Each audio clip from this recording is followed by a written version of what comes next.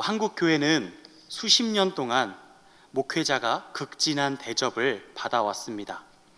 목회자들을 하나님처럼 모시기도 하고 목회자를 대접하는 것을 아주 중요하고 귀한 일로 여겨왔습니다.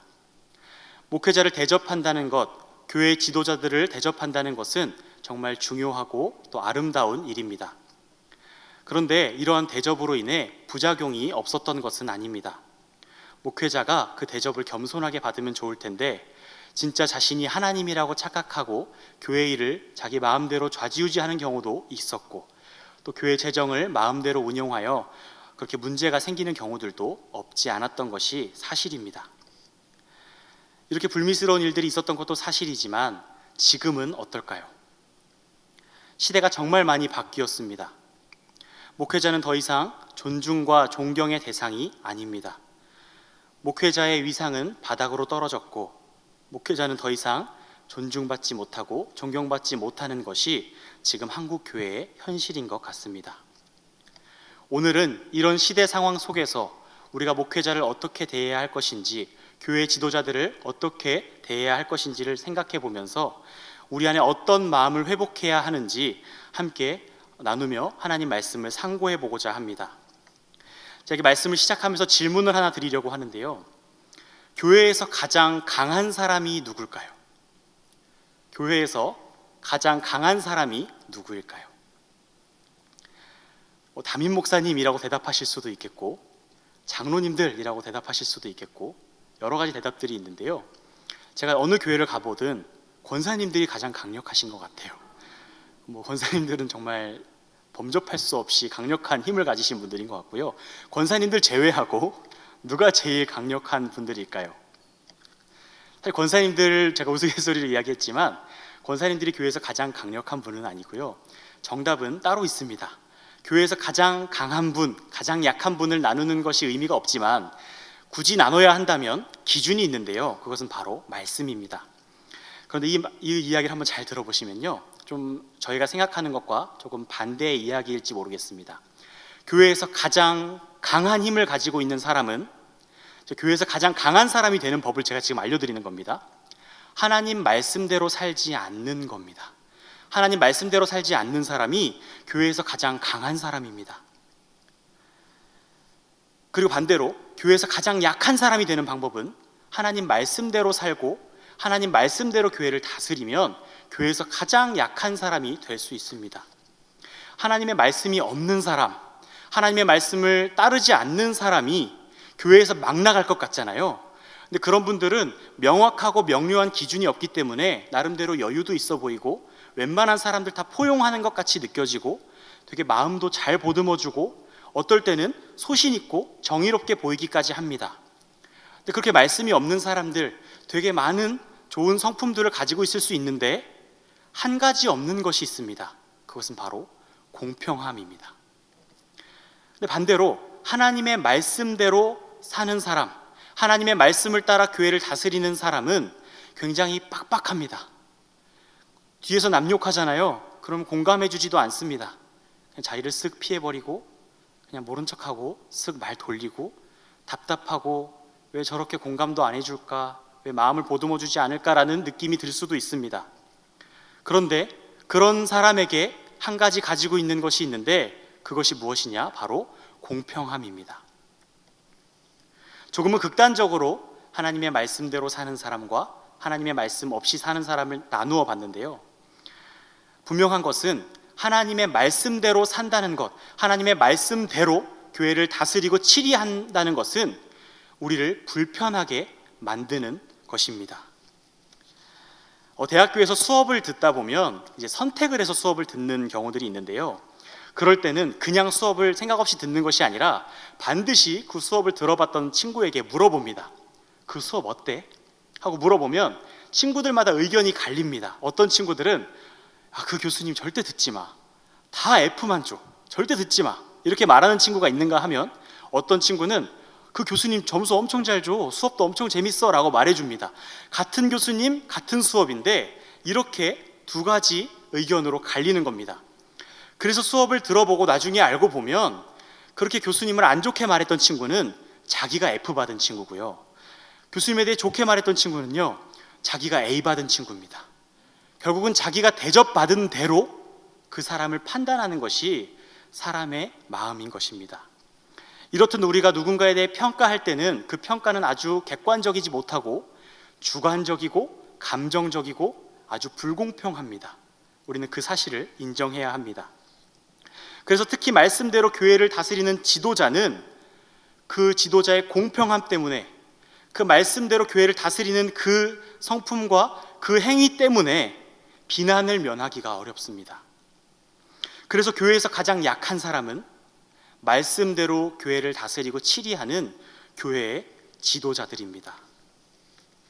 지도자라는 이름만 있지 사실 가장 약한 것이 교회의 지도자들인 것입니다. 교회를 공평하게 말씀대로 다스리면 천국이 임하고 행복한 일들만 많이 일어날 것 같은데, 사실 교회를 말씀대로 다스리다 보면 얻는 것은 적밖에 없습니다. 하나님 말씀대로 교회를 다스리고 사역을 하는 한 비난을 면할 수 없는 것입니다. 모두를 만족시킬 수 없고, 그렇게 만족하지 못한 사람들은 반드시 그 지도자를 향한 불만을 가지고 부정적인 평가를 할 수밖에 없기 때문입니다. 우리는 목회자와 교회 지도자들을 어떻게 대하고 그들에 대한 어떤 마음을 가져야 할까요? 성경을 보니 분명하게 나옵니다. 이들을 존경하되 배나 존경하라고 말씀하고 있습니다. 17절을 함께 보실까요? 성경을 보시면 잘 다스리는 장로들은 배나 존경할 자로 알되 말씀과 가르침에 수고하는 이들에게는 더욱 그리할 것이라, 이렇게 말씀하고 있습니다. 잘 다스린다는 것은 말씀으로 잘 다스리는 것을 말합니다.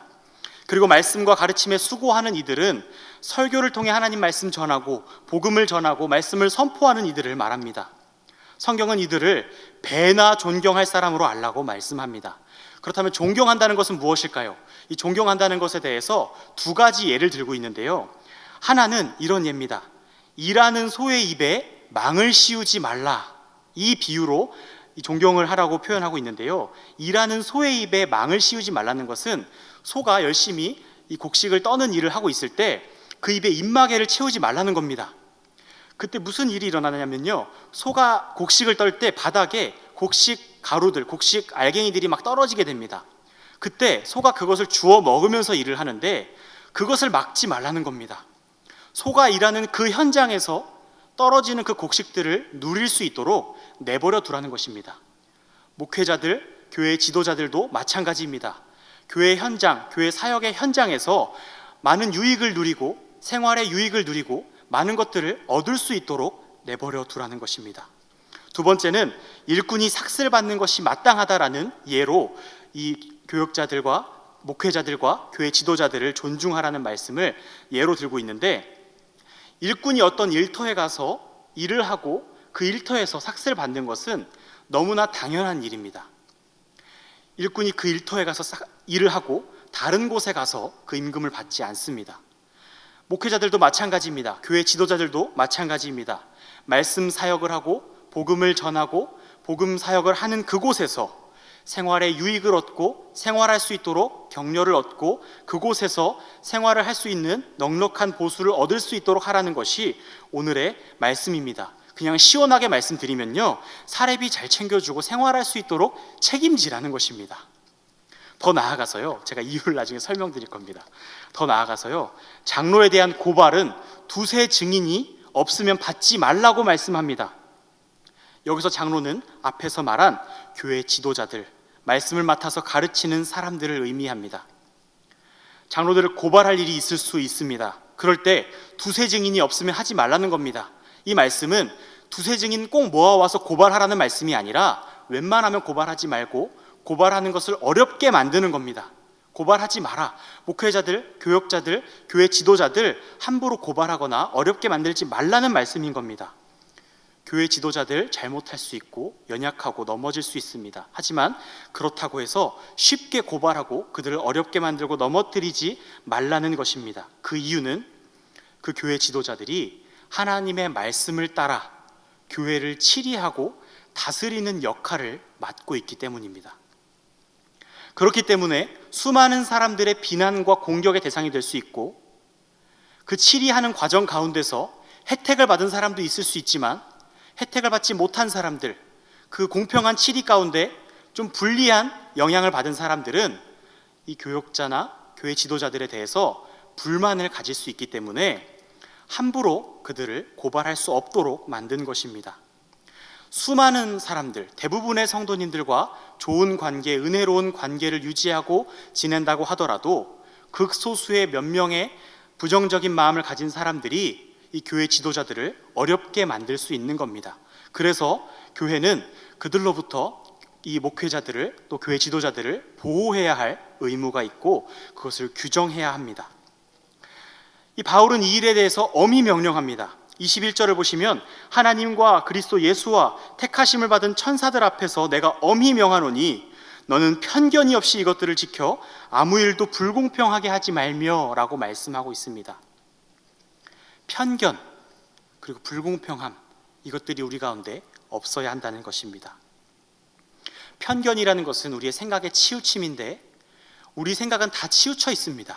어떤 사람은 말을 부드럽게 하는 사람을 좋아하는가 하면 어떤 사람은 말을 좀 박력 있게 하는 사람들 좋아할 수 있고요. 어떤 사람에 따라서 좋아하는 사람의 성향과 스타일이 다 다를 수 있습니다. 여기까지는 전혀 문제가 되지 않는데 이 편견으로 인해 어떤 영향력을 끼치고 그 상대방에게 어떤 물리적인 어려움을 끼친다면 그때부터는 문제가 됩니다. 그런데 이 편견을 가지고 교회 지도자들을 향해서 어려움을 주고 그 교회 지도자들에게 곤란한 일들을 만든다면 그것은 하지 말아야 될 우리 행동이 되는 것이고, 또 하나는 불공평한 마음, 누구에게는 더 잘해주고 누구에게는 좀 덜 잘해주는, 내가 좋아하는 지도자들에게는 더 잘하고 내가 좀 덜 좋아하는 지도자들에게는 덜 잘하는 그런 불공평한 마음으로 교회를 어렵게 만드는 일도 없어야 한다는 것입니다. 앞에서부터 계속해서 이 교회 지도자들을 향해서 존경하고 존중하고 그들의 생활을 보장하고 그들이 넉넉하게 생활할 수 있도록 도와주고 그들을 존경하고 그들을 함부로 고발하지 말라면서 계속해서 이 교회 지도자들, 목회자들을 보호할 것을 강조하고 있는데 왜 이렇게 교회 지도자들을 보호해야 하고 그들을 존경해야 하는 것일까요? 교회 지도자들, 특히 말씀 전하는 자들을 왜 그렇게까지 존중하고 존경해야 하는 것일까요? 그 이유는 간단합니다. 그들이 자격이 있고 잘나고 능력이 있어서가 아니라, 그들이 존경받을 만해서가 아니라 그들이 말씀을 맡았기 때문입니다. 더 정확하게 말하자면 목회자가 존경을 받아야 하는 것이 아니라 그 목회자가 맡은 하나님의 말씀이 교회에서 존중받아야 하며, 단순히 목회자가 사례비를 보장받고 생활을 보장받아야 하는 것이 아니라 교회가 말씀 사역에, 교회가 복음 전파 사역에, 교회가 그 말씀이 온 세상에 전파되는 그 일에 얼마나 많이 과감하게 투자하고 있고 얼마나 거기에 가치를 두고 있는가, 지금 우리는 그것을 돌아봐야 하는 것입니다. 20절 말씀을 보면 범죄한 자들은 모두가 보는 앞에서 꾸짖으라고 말씀합니다. 여기에는 교회 지도자들도 예외가 아닙니다. 누가 됐든지 죄를 지으면, 명백한 잘못이 있으면, 범죄한 사실이 있으면 꾸짖음을 당하고 회개하는 절차를 밟아야 하는 것이 맞습니다. 그럼에도 불구하고 교회 지도자들과 목회자들에 대한 보호를 그렇게 중요하게 여기는 이유는 교회는 말씀으로 세워지는 곳이고 말씀으로 나아가는 곳이고 그 목회자들과 교회 지도자들이 그 말씀을 맡았기 때문입니다. 여기에 참 애매한 지점이 있습니다. 그 목회자가, 그 교회 지도자가 말씀으로 교회를 치리하는지 자기 생각으로 교회를 다스리는지 어떻게 구분할까요? 그것을 어떻게 판단할 수 있을까요? 분명히 말씀대로 교회를 다스리지 않는다면 비난할 수 있습니다. 꾸짖을 수 있고 회개하도록 만들 수 있습니다. 그런데 그 판단을 누가 할 수 있을까요? 만약에 어떤 사람이 교회 지도자를 향해 저 사람은 자기 생각으로 교회를 다스리고 있어 라고 비난하며 그를 고발하고 어렵게 만들었는데 그 목회자, 그 교회 지도자가 하나님의 말씀대로 교회를 다스렸다고 하나님께서 판단하신다면 그 고발한 자는 그 목회자를 고발한 것이 아니라 하나님의 말씀을 반대하고 그 하나님 말씀에 도전을 하게 되는 것입니다. 그래서 우리는 이 부분을 아주 조심스럽게 다루고 아주 주의해야 합니다. 우리의 편견으로, 우리의 불공평함으로 잘못하면 하나님의 말씀에 도전할 수 있는 것입니다. 그래서 우리는 이 부분에 아주 주의 깊게 접근하고 목회자들의 잘못이 있을 수 있고 목회자들의 연약함이 있을 수 있지만 그들이 맡은 것이 말씀이라는 사실을 기억한다면 조심스럽게 존중하는 마음으로 대해야 할 것입니다. 이것이 하나님의 뜻이고 하나님이 교회를 건강하게 세워가는 방식인 것입니다. 그런데 여러 가지 조항들이 계속해서 나오다가 이 교육자들, 목회자들, 교회 지도자들을 존중하라, 존경하라, 이들의 생활을 보장하라는 말씀이 나오다가 갑자기 어울리지 않는 말씀이 한 절 나옵니다. 23절 말씀인데요. 이제부터는 물만 마시지 말고 내 위장과 자주 나는 병을 위하여 포도주를 조금씩 쓰라, 이렇게 말씀하고 있습니다. 교회 지도자들 얘기를 하다가요, 갑자기 디모데한테 너 위장병이 있으니 포도주를 조금 써라, 이렇게 말씀하는 겁니다. 문맥에도 안 맞는 것 같고 지금 이 상황에 맞는 말씀인가 하는 그런 생각이 듭니다. 그런데 사도 바울이 디모데에게 이 말씀을 쓴 이유는 이 포도주를 조금씩 쓰라는 이 말 속에 지금 이 디모데전서를 기록한 목적과 지금 교회에서 일어나는 일들의 배경이 숨겨져 있습니다. 이것을 한번 꺼내보면요, 바울이 디모데전서를 기록한 중요한 이유가 있는데 당시 교회는 진리의 말씀, 하나님의 말씀과 이단의 거짓 가르침이 아주 첨예하게 대립하고 있는 상황이었습니다. 이단들이 교회를 심각하게 위협하고 있었고 조금만 흔들려도 교회는 이단의 가르침에 넘어가고 무너질 수도 있는 그런 상황이었습니다. 이 바울은 그런 이단들의 가르침으로부터 하나님의 말씀을 보호하고 그 하나님의 말씀으로 그 이단들의 가르침을 격파하고 교회를 말씀으로 건강하게 세우고자 하는 목표를 가지고 이 디모데전서를 성령의 감동으로 기록한 것입니다. 하나님의 말씀이 흔들리는 것은 교회가 흔들리는 것과 같았고 교회가 흔들리는 것은 성도들이 무너지는 것과 같았기 때문에 이 말씀으로 교회를 굳건하게 세우는 것은 너무나도 중요한 일이었습니다. 그런데 당시에 성만찬을 포도주로 했음에도 불구하고 몇몇 금욕주의자들이 포도주를 마시는 일에 대해서 아주 비난을 하고 공격을 하는 일이 있었습니다. 아마 디모데는 그들을 의식했는지 포도주를 조금도 마시지 않고 물만 마시며 절제했던 것으로 보입니다. 위장이 좋지 않아서 포도주를 조금씩 마시면서 위장을 관리해야 했음에도 불구하고 포도주를 절제하고 있는 그 디모데의 모습을 보고 바울은 이제 포도주를 조금씩 마시라고 말씀합니다. 그러면서 중요한 메시지를 던져주는데요, 23절 앞뒤로 이 중요한 메시지가 배치되어 있습니다. 먼저 23절 앞부분인 22절 하반절을 보시면 다른 사람의 죄에 간섭하지 말고 자신을 지켜 정결하게 하라, 이렇게 말씀합니다. 디모데는 젊은 교역자였고 사역한 연륜이 많지 않은 교역자였습니다. 그래서 하나님의 말씀으로 교회를 세우는 일에 집중하기가 어려웠는데 이단들이 너무나 득실거리고 교회 상황은 어렵고 그 상황 가운데서 말씀으로 교회를 세우는 데 집중한다는 것은 이 디모데에게는 벅차고 어려운 일이었던 것으로 보입니다. 자신이 처한 상황, 헤쳐나가야 할 교회의 문제들, 이단들과 죄인들의 문제들, 이 여러 가지 문제들이 산적해 있는데 그것들을 신경 쓰지 않고 오직 말씀으로 교회를 세우는 데 집중하는 것은 참 어려운 일이었을 것입니다. 그래서 목회자로서 말씀으로 교회를 세우는 일에만 집중해야 했을 텐데 그러지 못하고 있는 디모데를 향해 바울이 말합니다. 다른 사람의 죄에 간섭하지 말고 너 자신을 정결하게 하라.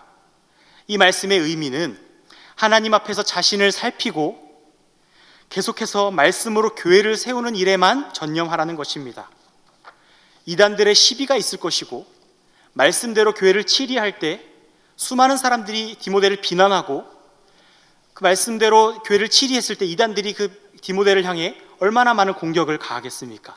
그런 힘든 상황 속에서도 디모데에게 요청하는 바울의 말씀은 하나님 앞에서 자신을 정결하게 하고 하나님 앞에 떳떳하게 계속해서 말씀으로 교회를 세우는 사역을 감당하라는 것이었습니다. 그렇게 되면 어떻게 될까요? 24절 25절에 어떤 사람들의 죄는 밝히 드러나 먼저 심판에 나아가고 어떤 사람들의 죄는 그 뒤를 따르리니 이와 같이 선행도 밝히 드러나고 그렇지 아니한 것도 숨길 수 없느니라. 아멘. 죄를 판단하여 드러내고 선을 판단하여 드러내는 그 일은 교회의 성도들과 사람들과 세상 사람들이 할 일이 아니라 때가 되면 하나님께서 하실 일이라고 말씀하는 겁니다. 죄가 바로 드러날 수도 있지만 후에 드러날 수도 있고 선행했던 것이 선한 사역이 아름다운 사역들이 바로 빛을 볼 수도 있지만 아무도 알아주지 않을 수도 있다는 겁니다. 그때 우리가 해야 될 일은 하나님 앞에서 나 자신을 정결하게 하고 하나님 앞에서 내가 떳떳하게 서서 하나님의 말씀대로 교회를 세우는 일에 계속해서 전념하는 것뿐입니다. 우리가 집중해야 하는 사역은 이 사람 저 사람 눈치 보면서 이런저런 문제들 다 신경 쓰면서 그것들에 휘둘리는 것이 아니라 계속해서 하나님 말씀으로 교회를 세우는 일에만 집중하는 것이 하나님이 우리에게 요구하고 있는 우리가 집중해야 할 사역인 것입니다. 목회자는 교회를 세울 때, 교회 지도자들은 교회를 다스릴 때 사람들의 비난과 우리가 처한 상황과 어려움들에 두려움을 가지면 안 됩니다. 말씀으로 공평하게 사랑으로 교회를 세워나가면 되는 것입니다. 이에 성도님들의 역할이 있습니다. 그 목회자들과 교회 지도자들의 말을 사람의 말로, 내가 좋아하는 목회자, 내가 싫어하는 목회자의 말로 보는 것이 아니라 그 너머에 있는 하나님의 뜻과 하나님의 계획과 하나님의 인도하심을 바라보며 그 목회자의 연약함과 그 목회자의 부족함이 아니라 그 너머에 있는 그 연약함을 들어 사용하시는 교회를 세우시고 교회를 건강하게 이끌어 가시는 하나님의 뜻을 바라볼 수 있어야 하는 것입니다. 우리의 생각과 판단이 있을 수 있습니다. 그런데 그것이 그 목회자를, 그 교회 지도자들을 올바르게 판단하는 것이 아니라는 사실을 기억하고 목회자들을 존중히 여기며 그들이 말씀 맡은 자라는 사실을 기억하고 그 말씀을 귀히 여기고 그 말씀을 우리는 떠받들고 존중히 여길 수 있어야 합니다. 전에 우리 교회는 이렇게 했는데, 이게 우리 교회의 전통인데, 이것만큼은 포기할 수 없는데, 이런 생각들을 다 내려놓으시고 교회가 말씀을 기준으로 나아갈 수 있기를 바랍니다. 우리가 말씀을 기준으로 교회를 세우기 시작하면요, 금방 이 교회는 건강해질 것이고 언제 그랬냐는 듯이 생기가 돌고 따뜻해지고 아름다운 생명들이 계속해서 피어나게 될 것입니다. 오늘 본문은 교회 지도자들을 어떻게 대우할 것인가에 대한 말씀입니다. 그런데 그 뒤에는 단순히 교회 목회자들, 교회 지도자들에 대한 대우에 대한 이야기가 아니라 하나님의 말씀을 향한 이 교회의 마음이 어떤 것인지 돌아보게 만들고 있습니다. 우리가 말씀을 어떻게 여기고 있는지, 말씀을 어떻게 대하고 있는지, 정말 이 교회가, 하나님을 섬기는 이 교회가, 예수님이 머리 되시는 이 교회가 말씀을 따라가고 있는가 돌아보게 만드는 말씀입니다. 사랑하는 성도 여러분, 목회자 존경받아야 합니다. 잘나서 예뻐서가 아니라요, 말씀을 맡고 있기 때문에 존경받아야 마땅합니다. 모든 성도님들 존중받으셔야 됩니다. 목회자만 말씀을 맡고 있는 것이 아니라 모든 성도가 세상에 말씀 들고 복음 들고 나가서 전파해야 될 말씀의 사명자들이기 때문에 존중받아야 합니다. 서로 할 수 있는 대로 더 격려하고 존중하고 사랑해야 합니다. 그런데 우리가 존중받을 때 존중받는 그 자격이 내가 사역 잘하고, 내가 그만큼 말 잘하고, 내가 이만큼 성품 좋고, 내가 이만큼 잘나고 능력 있어서가 아니라 우리가 다 말씀을 맡고 복음 전할 사명을 가지고 있기 때문에 존중을 받을 자격이 있다는 사실을 기억하고 겸손하게 그 말씀을 따라 교회를 세울 수 있기를 간절히 소원합니다. 우리 오늘은 말씀을 마치면서 함께 기도했으면 좋겠습니다. 우리가 다 함께 합심해서 기도하기 원하는데요, 우리 교회에는 많은 지도자분들이 계십니다. 담임 목사님 계시고요, 11분의 시무 장로님, 그리고 3분의 원로 장로님, 그리고 14분의 은퇴 장로님, 그리고 9명의 교역자들, 이렇게 교회 지도자들이 있습니다. 이분들을 비난하는 것은 쉽습니다. 그냥 내 마음에 들지 않으면 비난하면 되고요, 말씀 잘 못 전하면 말씀이 왜 저래 비난하고, 사역이 마음에 안 들면 사역이 왜 저래 비난하면 되고요, 결정이 마음에 안 들면 왜 저런 결정을 해 비난하면 그만입니다. 비난하는 것은 쉽습니다. 그런데요, 기도하는 것 정말 어렵습니다. 사랑해야만 기도할 수 있고, 정말 교회를 위해 교회가 말씀대로 나아가기를 바라는 마음이 있어야만 기도할 수 있습니다. 우리 영동중앙교회는 기도하기를, 이 어려운 길을 선택할 수 있기를 바랍니다. 목회자들을 위해서, 교회 장로님들을 위해서, 그리고 모든 성도님들을 위해서, 말씀 맡은 모든 자들을 위해서 기도할 수 있기를 바랍니다. 이 시간 우리 다 함께 기도했으면 좋겠는데요, 이 시간 기도하실 때 이 교회가 말씀대로 세워지는 교회 되게 해달라고 기도해 주시고, 이 교회가 말씀이 선포될 때 그 말씀이 기준이 되는 교회 되게 해달라고 기도해 주셨으면 좋겠고, 또 한 가지 기도하실 때 이제 담임 목사님 위임식 앞두고 있습니다. 4월 24일 위임식을 앞두고 있는데, 그냥 지나가는 의식이 아니라, 그냥 지나가는 형식이 아니라 이 교회의 노진국 담임 목사님이 정식으로 세워지는 아주 중요한 시간입니다. 준비하는 모든 과정 가운데 하나님께서 간섭하시고, 또 코로나로부터 우리를 보호하시고, 위임식이 끝난 이후에 이 교회가 말씀대로 세워질 수 있도록 담임 목사님과 함께 하셔서 그 사역과 가정과 그 모든 인생 위에 주님께서 복의 복을 더하여 달라고, 이 교회와 담임 목사님의 가는 모든 길이 하나님께서 복 주시는 길이 되게 해달라고 우리 다 함께 주여 한번 외치고 기도하시겠습니다.